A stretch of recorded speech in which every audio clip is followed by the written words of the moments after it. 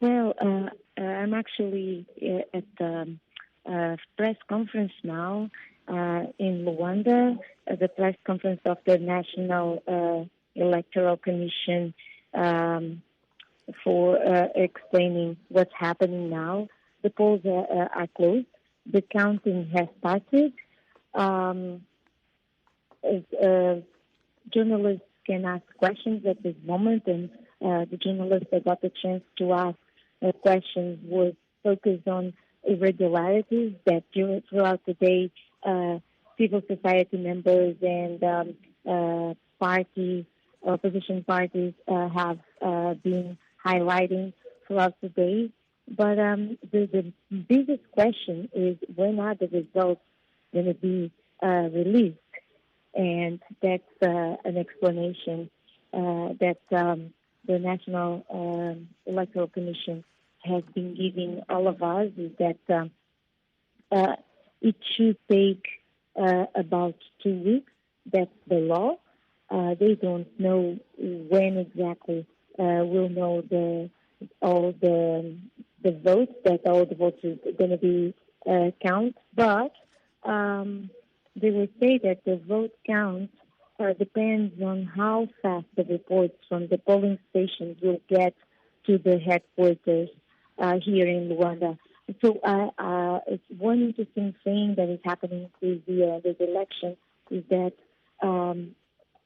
every 18 provinces have to send these reports to Luanda, to the headquarters, and then here in Luanda they'll they will make that information available for everyone. So that feels like a bit of a delay for who's waiting, who voted today, won't get any results today because of that, because it takes a little bit of time. This year, Angola had the diaspora voting for the first time, and 3 countries had already sent their reports. It was South Africa, Zambia, and the Republic of Congo. Mayra, the potential for electoral violence is always there when there is an election. How was the security situation handled overall? So, as far as we know, when that question was also put during the press conference, there was no incident of violence so far, or no major incidents. But we could see a lot of authorities, a lot of police and other military forces close by every polling station. So, and there was another thing that's an element, actually, an aspect that the civil society members were complaining about, because they feel that heavy policemen on close by the polling stations can be something of intimidating. But we had no issues so far, and yes, the city has a lot of military and police officials, authorities controlling the situation.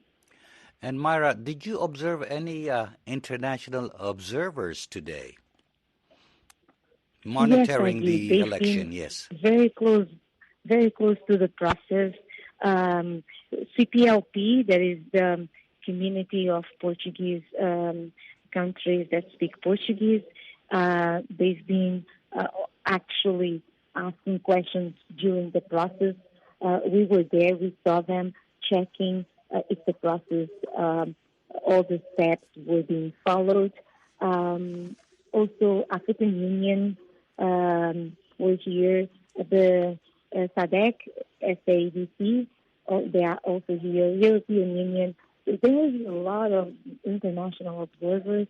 We had the chance to talk with a former president of Mozambique, who joined also the mission of electoral observation. And Mr. Zachinchissano actually compared the election here with the election in Kenya. And he said two things that I found interesting. One was that we expect that the election here, the results don't have the same thing that is happening now in Kenya. He hopes that it doesn't happen here in Angola. And on the other hand, he complimented Kenya's system and found Angola's method of voting a bit obsolete since everything is done by hand. There's no digital, no biometric data, nothing like that. And he found that a very interesting aspect that he believes that makes the counting and all the process a bit more slow than it should. And finally, Mayra, did Joao Lourenco from the MPLA or Adalberto Costa Jr. of UNITA, did they make any appearance today? Were they seen? Did they vote? They voted early in the morning. Mr. Joao Lourenco voted in the city, in downtown. He arrived at 8 a.m., and it was a 5-minute event. When he left the polling station, he talked to the press, and also a very, very quick declaration that he called on voters to go vote. He said that people should vote because that way Angola would win. That would be a good thing for Angola. And he seemed very happy with that moment. Mr. Adalberto Costa Jr. Voted very far from the city. It was in the province of Luanda, but in the outskirts, and it was around 8 a.m. also. He took the chance to denounce that the electoral books were not available during the voting process, which is a criticism, something that UNITA has been talking about a lot. And he said that even though he had to vote so far away, he was very happy because he was voting among his people. He had a chance to take selfies with his supporters. The polling station where he voted was locked with people.